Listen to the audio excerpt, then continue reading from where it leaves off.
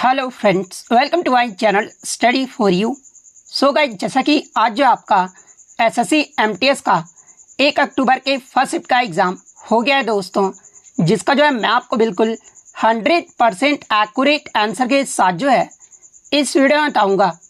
तो देख लेते हैं कि किस प्रकार के जो है आज आपके 1 अक्टूबर के फर्स्ट शिफ्ट के एग्ज़ाम में जो है प्रश्न पूछे गए हैं। उससे पहले एक बात और दोस्तों, कि जिन्होंने भी अगर चैनल को सब्सक्राइब नहीं किया है तो एसएससी एमटीएस एग्ज़ाम से रिलेटेड पल की अपडेट के लिए जो है चैनल को सब्सक्राइब ज़रूर कर दीजिएगा। और बगल में ही आपको एक बेल आइकन यानी घंटी का निशान भी दिख रहा होगा, तो आप उसे भी जो है ज़रूर प्रेस कर दीजिएगा। तो चलिए वीडियो को स्टार्ट करते हैं। तो आज का जो आपका पहला क्वेश्चन आया था कि the hornbill festival is celebrated in which state, यानी हॉर्नबिल उत्सव जो है निम्नलिखित में से किस राज्य में जो ये मनाया जाता है। तो देखिए, हॉर्नबिल त्यौहार की बात कर लें तो ये जो आपका 1 से 10 दिसंबर के बीच पूर्वोत्तर भारत के जो है नागालैंड राज्य में जो है इस त्यौहार को जो वो मनाया जाता है। तो नागालैंड आपका यहाँ पे करेक्ट आंसर होगा। इसके अलावा उत्तर पूर्व भारत के महत्वपूर्ण त्यौहार की बात कर ले जहाँ से एग्जाम में प्रश्न पूछे जाते हैं, जैसे कि बुरी बूट मायोको, इसके अलावा द्री पोंगटू, लोसार, मोनपा उत्सव, ये सभी जो त्यौहार है ना, ये आपके अरुणाचल प्रदेश राज्य में जो वो मनाए जाते हैं। अंबुबाची, भोगाली बिहू, बैसागु और देहिंग पटकाई, ये सभी जो त्यौहार है ना, ये आपके असम राज्य में मनाए जाते हैं। चापचर कुट महोत्सव, ये जो आपका मिजोरम राज्य में जो वो मनाया जाता है। तसुकेने और सेक्रेनी, ये त्यौहार जो है ये आपके नागालैंड राज्य में मनाए जाते हैं। इसके अलावा अगर नोंगक्रिम त्यौहार, खांसी त्यौहार और वांगला त्यौहार पूछा जाए तो ये आपका मेघालय राज्य में मनाया जाता है। योसांग, पोराग और चवांग कुटी, ये सभी जो त्यौहार है ना, ये आपके मणिपुर राज्य में मनाए जाते हैं। वहीं अगर खर्ची पूजा आपसे पूछ ले तो देखिए, ये जो आपका खर्ची पूजा जो त्यौहार है ना, ये आपका त्रिपुरा राज्य में मनाया जाता है। तो ये सारे फैक्ट जो आपको ध्यान में रखना है। नेक्स्ट क्वेश्चन आपका रहा था कि सौरभ गांगुली ने जो है किस स्टेडियम में अपनी टी शर्ट उतार कर जो है मैच जो वो सेलिब्रेट किया था। तो देखिए, मैं आपको बता दूं कि वर्ष 2002 में जो आपका नेटवेट से जो सीरीज हुआ था ना, ये आपका भारत और इंग्लैंड के मध्य जो वो खेला गया था। और इसमें फाइनल मैच जीतने के बाद जो है लॉर्ड्स के स्टेडियम में जो है सौरभ गांगुली ने जो है अपनी टी शर्ट को उतार कर जो है मैच जो वो सेलिब्रेट किया था। तो आपसे स्टेडियम का नाम पूछा गया था, तो लंदन का लॉर्ड्स स्टेडियम आपका यहाँ पे करेक्ट आंसर होगा। इसके अलावा मैं आपको बता दूं कि a century is not enough, ये जो आपका पुस्तक है ना, ये सौरभ गांगुली की जो है ऑटोबायोग्राफी है। और इस पुस्तक को जो है किसके द्वारा लिखा गया है, तो ये आपका सौरभ गांगुली और गौतम भट्टाचार्य के द्वारा जो है इस पुस्तक को जो वो लिखा गया है। तो ये फैक्ट भी आपको ध्यान में रखना है। नेक्स्ट क्वेश्चन आपका आ रहा था कि who became the viceroy of India in 1947 after lord Wavell, यानी लॉर्ड वेवेल के बाद जो है 1947 में कौन भारत का वायसराय जो वो बना था। तो देखिए, वेवेल के बाद 1947 में आपके भारत के जो वायसराय है ना, ये आपके माउंट बेटन जो वो बने थे, जो कि ब्रिटिश भारत के जो है ये आपके अंतिम वायसराय भी जो वो बने थे। और उन्होंने 1947 से 1948 तक जो है इस पद पर जो वो काम भी किया था। और स्वतंत्र भारत के जो ये पहले गवर्नर जनरल भी बने थे। तो माउंट बेटन आपका यहाँ पे करेक्ट आंसर होगा। इसके अलावा एग्जाम में यहाँ से एक प्रश्न पूछा जाता है कि किस अधिनियम के तहत जो है भारत के गवर्नर जनरल का पद का नाम बदलकर जो है ये भारत का वायसराय जो वो कर दिया गया था। तो देखिए, भारत सरकार अधिनियम 1858 जो पारित हुआ था ना, इसमें भारत के गवर्नर जनरल के पद का नाम बदलकर जो है ये भारत का वायसराय जो वो कर दिया गया था। और भारत के प्रथम वायसराय अगर पूछा जाए कौन थे, तो ये आपके कैनिंग थे। भारत के अगर पहले गवर्नर जनरल अगर आपसे पूछा जाए तो देखिए, भारत के जो पहले गवर्नर जनरल थे ना, ये आपके विलियम बेंटिक थे। तो ये पॉइंट भी आप ध्यान में रखिएगा। वहीं अगर बंगाल का पहले गवर्नर जनरल के बारे में पूछा जाए तो देखिए, बंगाल के जो पहले गवर्नर जनरल थे ना, ये आपके वारेन हेस्टिंग्स थे। और वारेन हेस्टिंग्स के शासनकाल के दौरान ही जो है आपका जो रेगुलेटिंग एक्ट है ये आपका 1773 में पारित हुआ था। इसके बाद 1784 का जो पिट्स इंडिया एक्ट था ना, ये सभी जो अधिनियम है ये आपके वारेन हेस्टिंग के शासनकाल के दौरान ही जो है ये आपके पारित किए गए थे। तो ये पॉइंट भी आप ध्यान में रखिएगा। अगर बंगाल का पहला गवर्नर आपसे पूछा जाए, ये तो आपका बंगाल का जो है पहले गवर्नर जनरल की बात हो गई। बंगाल का अगर पहले गवर्नर के बारे में पूछा जाए तो ये आपके रॉबर्ट क्लाइव थे। तो ये फैक्ट भी आपको ध्यान में रखना है। नेक्स्ट आपका यहाँ पर आता है कि which of the following is a Fock dance of Goa, यानी इनमें से कौन सा जो है गोवा का लोक नृत्य है। जहाँ पे ऑप्शन में आपका घोड़े मोडनी जो है वो दिया गया था। तो देखिए ये जो आपका घोड़े मोडनी है ना, ये गोवा राज्य का जो है एक लोक नृत्य है। तो घोड़े मोडनी आपका यहाँ पे करेक्ट आंसर होगा। और देखिए मैं आपको बता दूं कि ये जो आपका घोड़े मोडनी है ना, ये आपका योद्धा लोक नृत्य है। और ये जो आपका सिग्मो उत्सव है ना, जो कि आपका गोवा राज्य में मनाया जाता है। और इस त्यौहार के दौरान जो है इस नृत्य को जो वो किया जाता है। इसके अलावा गोवा के अगर अन्य लोक नृत्य की बात कर ले तो फुगड़ी भी जो है ये आपका गोवा का लोक नृत्य है। और ये जो आपका कोंकण क्षेत्र का जो वो लोक नृत्य है। और फुगड़ी जो है ये आपका जनरली महाराष्ट्र और गोवा राज्य में जो है ये आपका किया जाता है। इसके अलावा अगर बात कर ले गाफ डांस की बात, तो देखिए गाफ डांस भी जो ये आपका गोवा का जो वो लोक नृत्य है। और ये भी आपका सिग्मो त्यौहार के दौरान जो वो किया जाता है। और ये जो नृत्य है ना, ये फसल काटने के बाद जो है इस नृत्य को जो वो किया जाता है। तो ये फैक्ट भी आपको ध्यान में रखना है। नेक्स्ट क्वेश्चन आपका यहाँ था कि which of the following books are not written by Arvind Adiga, यानी अरविंद अडिगा के द्वारा इनमें से कौन सी पुस्तक जो है वो नहीं लिखी गई है। तो देखिए मैं आपको बता दूं कि अरविंद अडिगा के द्वारा कौन कौन सी पुस्तकें लिखी गई है। तो देखिए द वाइट टाइगर जो कि आपका अरविंद अडिगा का जो है पहला उपन्यास था। और इसी उपन्यास के लिए यानी द वाइट टाइगर उपन्यास के लिए जो है इन्हें 2008 में जो है मैन बुकर पुरस्कार से भी जो वो सम्मानित किया गया था। इसके अलावा लास्ट मैन इन टावर ये भी का अरविंद अडिगा की जो वो पुस्तक है। इसके अलावा बिटवीन द एसोसिएशंस ये भी अरविंद अडिगा के द्वारा लिखा गया है। एमनेस्टी ये भी जो पुस्तक है ना, ये आपके अरविंद अडिगा के द्वारा जो वो लिखा गया है। तो इनमें से आपका 3 तो ऑप्शन में दिया गया था। इसके अलावा जो चौथा ऑप्शन दिया गया था ना, वो आपका द इंग्लिश टीचर जो वो दिया गया था। तो देखिए ये जो आपका द इंग्लिश टीचर जो पुस्तक है ना, ये आपके RK नारायण के द्वारा लिखा गया है, ना कि अरविंद अडिगा के द्वारा लिखा गया है। तो द इंग्लिश टीचर आपका यहाँ पे करेक्ट आंसर होगा। नेक्स्ट आपका यहाँ पर था कि अगर किसी जगह बाढ़ आ जाए और रेत जमा हो जाए तो पौधे जो है ये किस कारण से खत्म हो जाते हैं। तो देखिए अगर किसी जगह बाढ़ आ जाए और रेत जमा हो जाए ना, तो पौधे जो है ये आपके ऑक्सीजन की कमी के कारण जो ये खत्म हो जाते हैं। क्योंकि बाढ़ के पानी में जो है लंबे समय तक जो ये डूबे रहने से जो है पौधे की जो जड़ें होती है ना, इसको ऑक्सीजन जो वो नहीं मिल पाता है। और इसमें जड़ों की जो कोशिकाएं होती है वो मर जाती है और पौधे जो वो मुरझा जाते हैं। तो देखिए सबसे बड़ा जो रीज़न है आपका खत्म होने का, वो आपका ऑक्सीजन की कमी है। तो ऑक्सीजन की कमी आपका यहाँ पे करेक्ट आंसर होगा।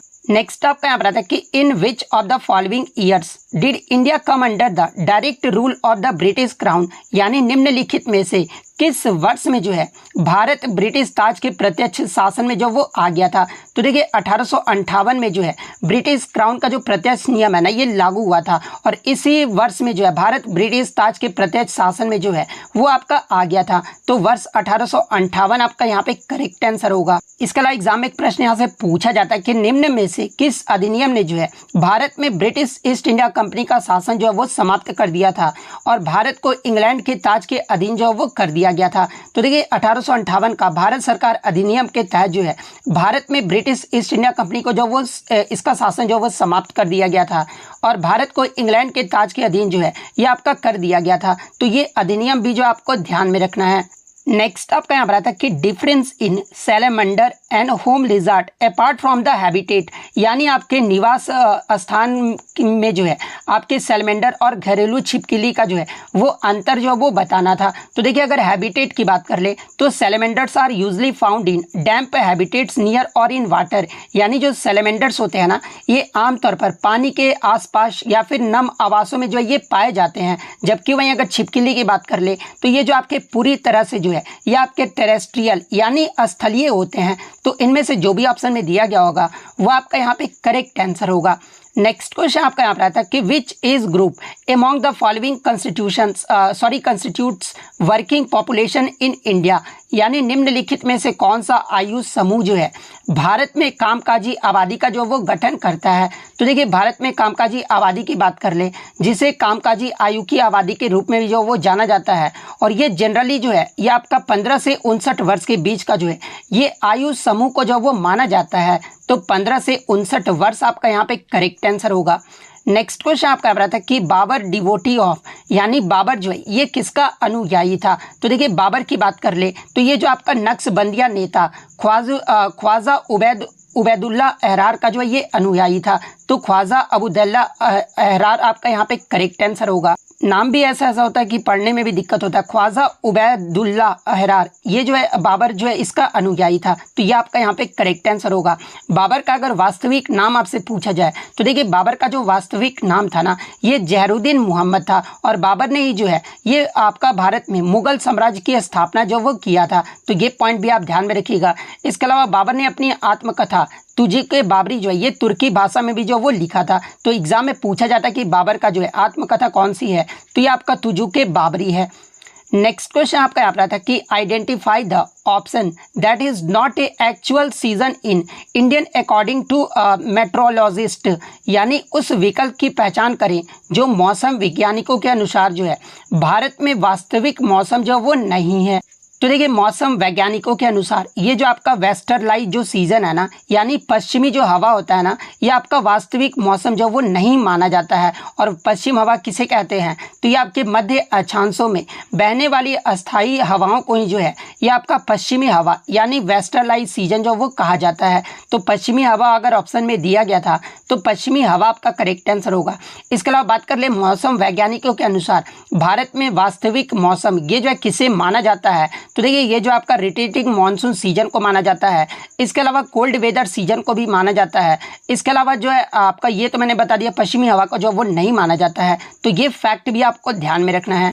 नेक्स्ट क्वेश्चन आपका रहा था कि national party minimum percentage of total votes, यानी एक राजनीतिक दल को जो है भारत में राष्ट्रीय पार्टी की मान्यता प्राप्त करने हेतु जो है निम्नलिखित में से कौन सी आवश्यक जो वो शर्तें हैं। तो देखिए मैं आपको बता दूं कि चुनाव आयोग द्वारा एक राजनीतिक दल को जो है राष्ट्रीय पार्टी के रूप में मान्यता प्राप्त होती है यदि वह निम्नलिखित 3 शर्तों में से जो है किसी भी एक शर्त को अगर पूरा कर लेता है ना, तो उसे जो है राजनीतिक दल को जो है राष्ट्रीय पार्टी के रूप में जो वो मान्यता जो वो प्राप्त हो जाता है। और वो 3 शर्तें कौन कौन सी है, तो देखिए पहला जो शर्त है, यदि पार्टी कम से कम 3 अलग अलग राज्यों से लोकसभा में 2% या फिर 11 सीट जीतती है तो इसे जो आपका राष्ट्रीय पार्टी के रूप में जो वो मान्यता मिल जाएगा। दूसरा अगर शर्त ये है कि लोकसभा या विधानसभा में पार्टी कम से कम 4 राज्यों में कुल वैध वोटों में से जो है 6% मत जो वो प्राप्त करती है, और यह किसी भी राज्य या फिर राज्य से लोगों के सदन से कम जो है ये 4 सीटें अगर जीतती है ना, तो इसे जो आपका मान्यता जो वो प्राप्त हो जाएगा। और तीसरा कंडीशन आपका ये है कि कम से कम 4 या 4 से अधिक राज्यों में जो है एक पार्टी को और राज्य पार्टी के रूप में जो वो मान्यता जो वो होना चाहिए, तभी जो है ये आपका मान्यता जो वो मिलेगा। तो इन 3 कंडीशन में से जो भी ऑप्शन में आपका दिया गया होगा वो आपका यहाँ पे करेक्ट आंसर होगा। नेक्स्ट क्वेश्चन आपका यहाँ पर था कि on Indian railways the standard length of rails in A broad gauge track is, यानी भारतीय रेलवे के अनुसार ब्रॉडगेज रेलवे ट्रैक की जो लंबाई है ना ये कितने मीटर की होती है। तो देखिए सबसे पहले हम लोग जान लेते हैं कि ब्रॉडगेज होता क्या है। तो देखिए किसी भी रेलवे लाइन पर 2 पटरियों के अंदरूनी किनारों के बीच की दूरी को ही जो है ये आपका रेलवे गेज जो है वो कहा जाता है।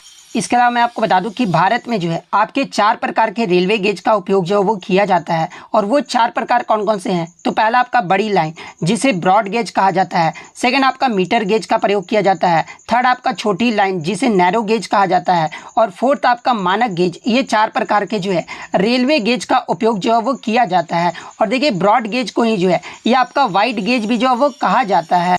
तो अगर ब्रॉड गेज की लेंथ की बात कर ले तो ये आपका 12.8 मीटर का होता है। तो 12.8 मीटर आपका यहाँ पे करेक्ट आंसर होगा। वहीं अगर एमजी गेज की बात कर ले तो ये आपका जो है 11.89 मीटर का होता है इसका लेंथ।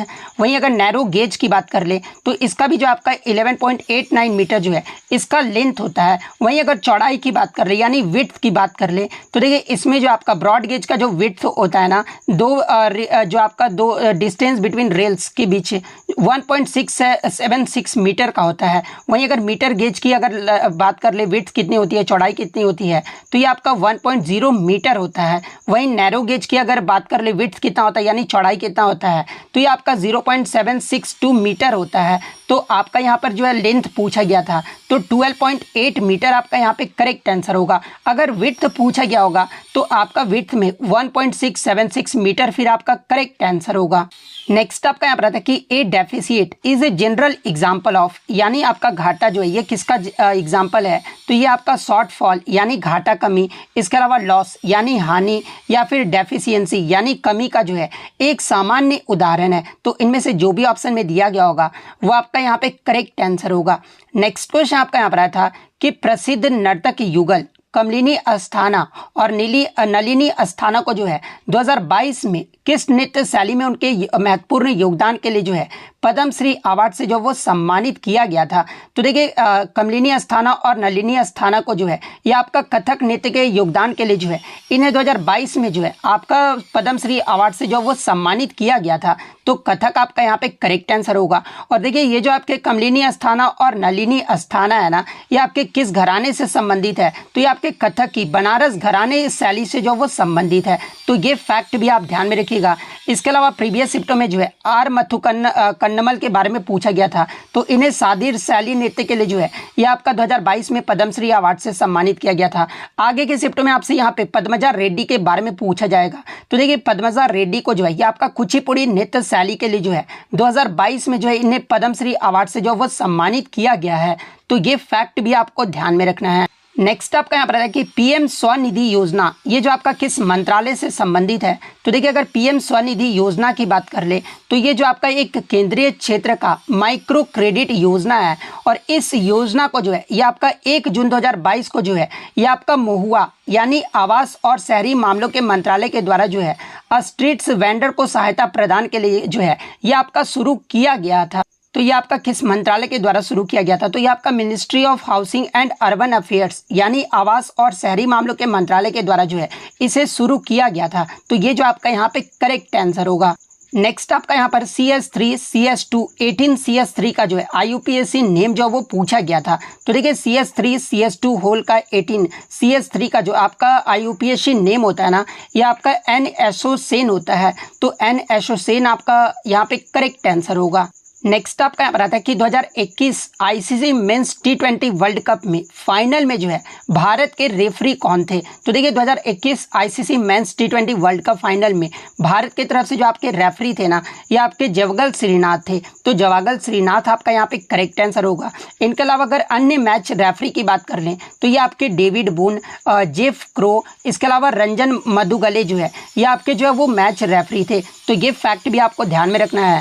इसके अलावा अगर 2021 ICC पुरुष T20 विश्व कप की बात कर ले तो ये जो आपका 7वां संस्करण था और ये जो आपका 17 अक्टूबर से 14 नवंबर 2021 तक जो है ये आपके संयुक्त अरब अमीरात और ओमान में जो है ये आपका खेला गया था। और 2021 ICC पुरुष T20 विश्व कप का विजेता देश आपका कौन सा रहा था?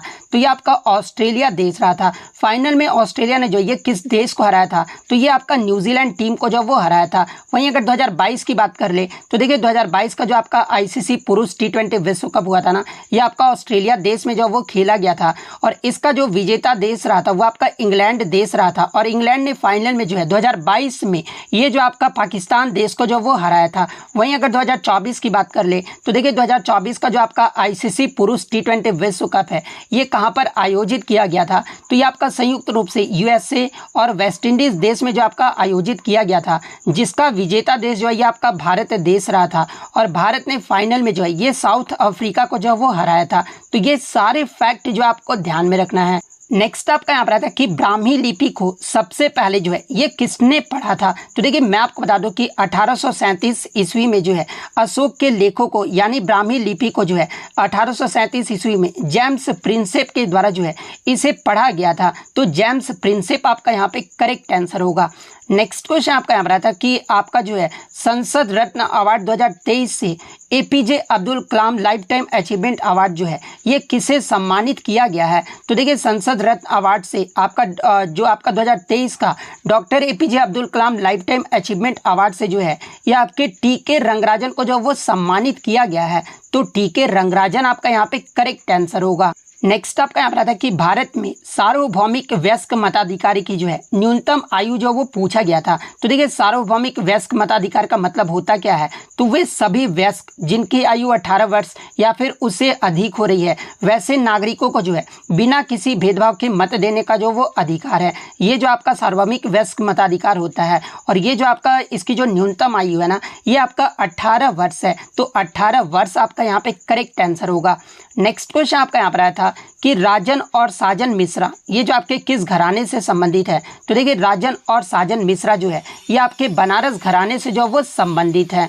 और देखिए बनारस घराने के संस्थापक के रूप में जो है ये आपके जानकी प्रसाद और सुखदेव महाराज को जो वो जाना जाता है। इसके अलावा बनारस घराने के अन्य अगर कलाकारों के नाम की बात कर ले तो देखिए अनोखेलाल मिश्रा, समता प्रसाद, ननकू महाराज, किशन महाराज, प्रकाश महाराज, आशुतोष भट्टाचार्य, चंद्रनाथ शास्त्री, आनंद गोपाल बंदोपाध्याय, पंडित बलदेव सहाय और विशाल कृष्ण, इन सभी का जो संबंध है ना ये आपके बनारस घराने से है। तो ये फैक्ट भी आपको ध्यान में रखना है। नेक्स्ट आपका यहाँ पर आता है कि बीदर फोर्ट, जो आपका कर्नाटक में जो बीदर फोर्ट है ना इसका आकार कैसा है। तो देखिए बीदर फोर्ट का जो आपका आकार है ना ये आपका समचतुर्भुज, यानी इंग्लिश में जो इसे रोम्बस जो वो कहा जाता है।